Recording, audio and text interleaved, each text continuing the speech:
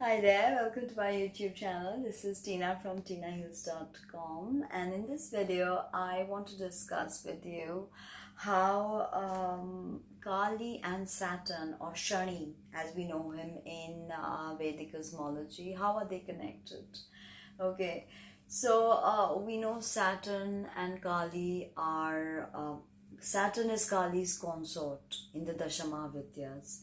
He's known as Shani, and his day is Saturday, and his mantra is Sham Shanishcharaya Namaha. He likes black, and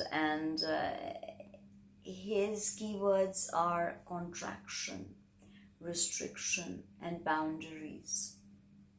Okay, now Kali as an archetypal energy is known to be the goddess of the periphery. Okay, that's why she lives in the cremation ground, always at the periphery of society. A lot of people don't want to do Kali Puja at home. They only do it under a peepal tree, or they go to, or they make a tantric go to a cremation ground to do the puja. This is still prevalent because people are scared to invoke Kali in their home. Okay, now she rules boundaries as well, just like Saturn. And Kali also likes black, she is black herself, and Saturn is black. So you immediately see how by color they link up. And Saturn rules the Muladhara chakra. So everything that is coming from the waters of the firmament or the Akashic field, all the spiritual forms, when they pass through Saturn, they fall into sin and they become solid objects. Saturn rules our skin, our skeletal structure, our bones, our teeth. It gives us structure. It also shows us how we age. If you study your teeth, you will see how you're aging. And Saturn and Kali both have to do with time. Time in Sanskrit is called Kala. So Kala is also Kali. Okay, and Saturn is also known as Kala sometimes. And Kali is also known as the goddess of death, but she's not. She's the goddess who ends all illusions. Some people perceive her as goddess of death, of course, because she lives in the cremation ground and other parts of her symbology, but she's much more than that. Yama, or the brother of Shani, is actually the god of death. He is the one who collects the souls, like the Grim Reaper. So we see that Saturn and Kali are associated with cycles. Again, they're associated with time, and they're associated with manifestation because they rule the Muladhara chakra together. And Muladhara chakra is red, and red is the color of blood. That could be one reason why people have been sacrificing animals to Kali since time immemorial. I'm completely against animal sacrifice, and I think that rituals only take you to point X. Rituals are not everything, and sometimes if you are of a very abstract spiritual type, or if you have an abstract spiritual type of mind, you can perform all these rituals in your mind.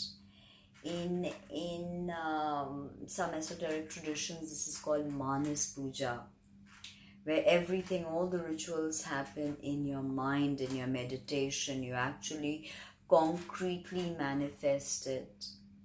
Okay, if you read autobiography of a yogi, Babaji literally manifested this palace for Lahiri Mahashoy, because that's something Lahiri Mahashoy wanted to do. He wanted to experience the grandeur of a palace, the magnificence of being royalty.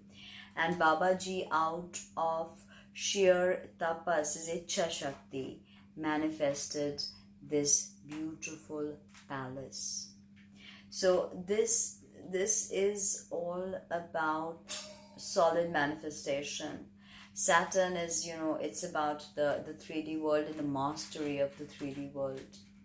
But we understand that Capricorn or Saturn, it's not just about the material world. It is about ultimate liberation and moksha. But what people did not realize was animal sacrifices were meant to be the sacrifice of the ego. So if you went around your life by being egoistic and destroying other people's lives, no matter how many animals you sacrifice, it's not going to take you to nirvana or moksha. It just won't. Okay, so rituals are wrong, but this is one reason, because Kali is associated with the color red. That is why blood sacrifice was probably offered to her. Okay, and of course because she also represents death and the amalgamation of duality into unitary consciousness. So that's also one symbol for why sacrifices were being performed. Now we see that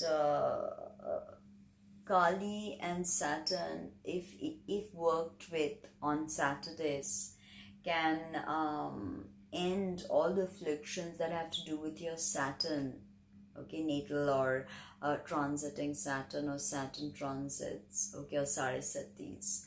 Okay, working with Kali can really alleviate your Saturn imbalances. So her mantra is Krim Kalike Namaha. Krim Kalike Namaha.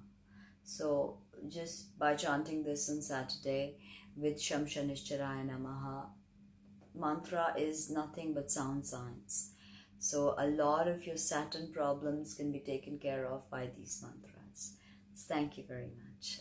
Subscribe, like, comment, and let me know what you think. Visit my website www.tinahills.com. Thank you.